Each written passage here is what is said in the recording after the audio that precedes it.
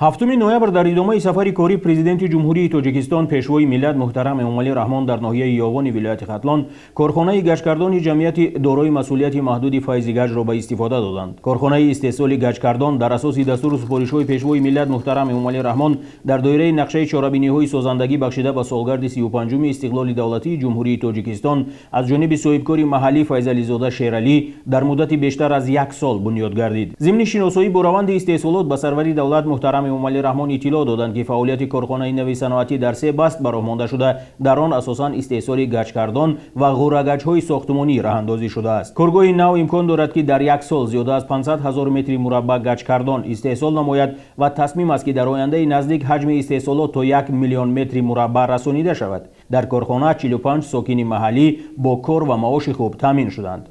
با دستگیری‌های پیشوای ملت محترم جناب عالی، ما صاحبکاران تصمیم گرفتیم که این فرصت را استفاده برده و در نوبت خود در پیش خود مقصد گذاریم که کارخانه‌های نوی استحصالی با تجهیزات‌های نوی معاصر ساخته به استفاده دهیم که جایهای کاری نو را تشکیل می‌کند. کارگاهی که ما امروز به استفاده می‌دهیم کارگاه استحصال گچکردان بوده، تکنولوژی نوی معاصر میباشد.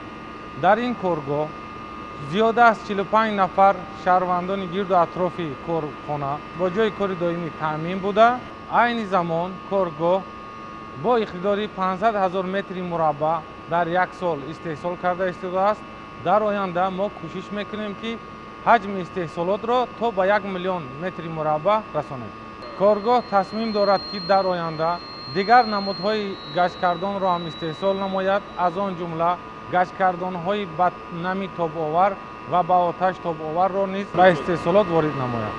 برای بنیاد و مجهزگردانی اقتداری نوی صنعتی زیاده از 24 میلیون سومانی صرف گردیده است. سروری دولت محترم امامعلی رحمان اقدام صاحبکاری محلی را شایان دستگیری نامیدند. دستور داده شد که ضمن فعالیت به حجم استحصالات و صفت و رقابت پذیری محصولات توجه خاصه روانه کرده شده، محصولات با نظرداشت طلبات بازار استحصال گردد و رعایت معیارهای صادرات مال به خارج در مد نظر قرار داده شود. کارخانه استحصالی در منطقه صنعتی ناحیه یاوان در زمینه تطبیق هدفهای صنعتی کنونی با سرعت کشور و سالهای 2021-2026 سالهای رشد صنعت در تاجیکستان بنیاد کرده شده است. گچکردان با حجم و اندازه‌های گوناگون توسط دستگاه و تجهیزات پیشرفته و خطهای تکنولوژی زمانوی استحصال کرده می شود. خطهای تکنولوژی که در کارخانه نصب شده است نوترین دانسته می شود و در آنها مطابق با استانداردهای بین المللی محصولات استحصال می شود. کارکرد محصولات خام محلی تا مرحله نهایی تعیینات اساسی فعالیت کارخانه ارزیابی کرده شد. آزمایشگاه کارخانه با تجهیزات معاصر مجهز می باشد که در آن متخصصان کسبی صفت محصولات را دقیق سنجیده بعدا برای استفاده در استحصالات پیشنهاد می نمایند. باید گفت که 70% محصولات کارخانه از اشیای خام محلی بوده با استفاده از کنهای عمل کننده اطراف ناحیه با صفت اعلی آماده می شود و عوض کننده واردات می باشد. در کارخانه دو نمود گچکردان با اندازه 1 متر و 20 سانتی متر پهنایی و 2 متر و 50 سانتی متر درازی برای دیوار و سقف استحصال کرده می شود. این نمود محصولات برای دیوارهای بین حجروی و آرایش سقف انشاءات گوناگون استفاده می گردد. در مرحله های بعدی تصمیم است که استحصال گچکردان های به نمی و گرمی تاب‌آور نیز در همین کارخانه براه مانده شود.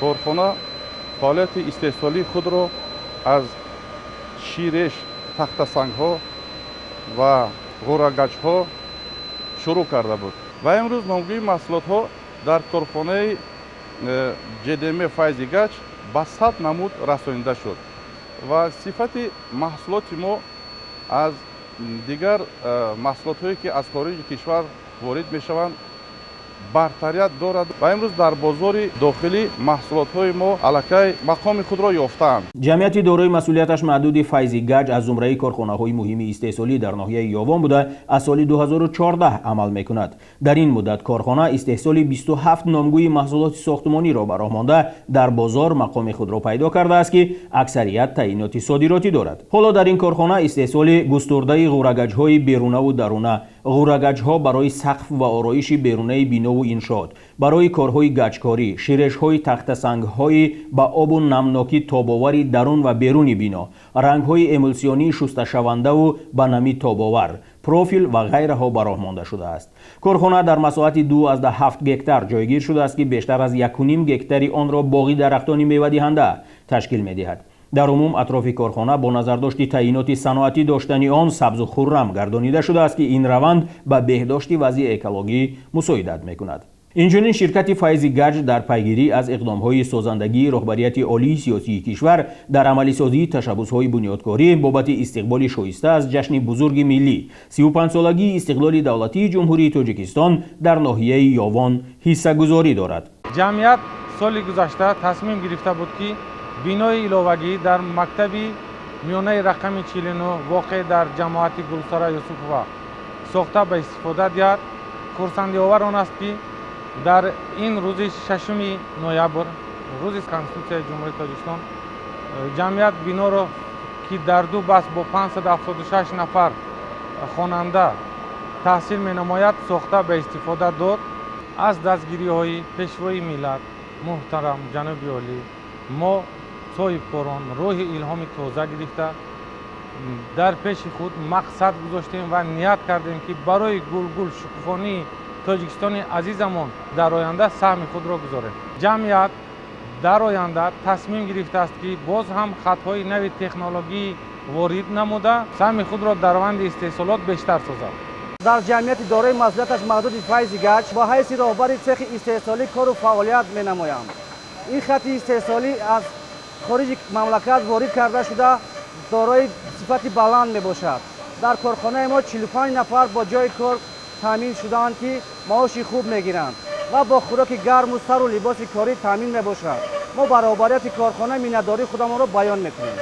пешвои миллат муҳтарам Эмомалӣ Раҳмон аснои шиносоӣ бо фаъолияти корхона ба соҳибкори ватанӣ барои саҳмгузорӣ дар раванди саноатикунонии кишвар арзи сипос карда дастур доданд ки ба масъалаи омодасозӣ ва бозомӯзии мутахассисон дар хориҷа таваҷҷӯҳ зоҳир карда ташаббусҳои созандагиву иҷтимоиро вусъат бахшад.